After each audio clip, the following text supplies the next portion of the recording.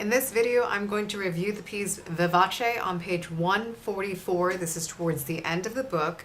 And in this piece, there are a couple things that will make your practicing a little bit easier. If you notice right off the bat, your left hand only plays two intervals.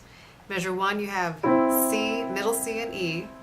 In measure 2, you have G and D. So if you are consistent with your fingerings, 1 and 3 at the beginning, 2 and 5, you alternate between those two for the entire song with your left hand.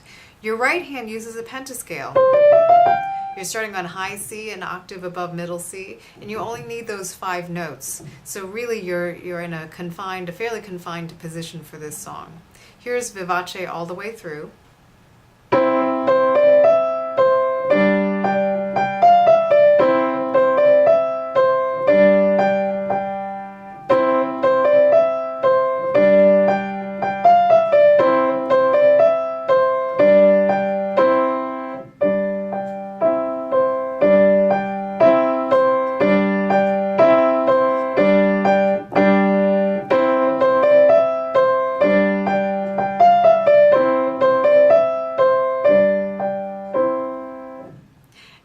Right away, you should notice that lines 2 and 4 are identical, both in terms of volume, notes, and rhythms. And line 1 is nearly identical to both of them. The last measure is slightly different. So when you're practicing, break this up and just practice those first 4 measures, especially with your 8th note rhythms.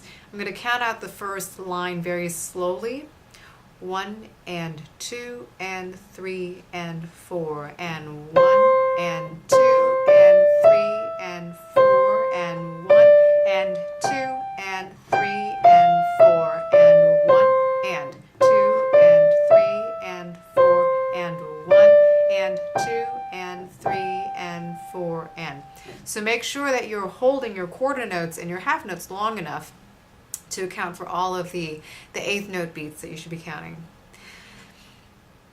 When you put it together, it'll sound like this: 1 and 2 and 3 and first line, and 2 and 3 and 4 and 1, 2 and 3 and 4 and 1 and 2 and 3 and 4 and 1 and 2 and 3 and 4 and practice counting out loud like I'm doing.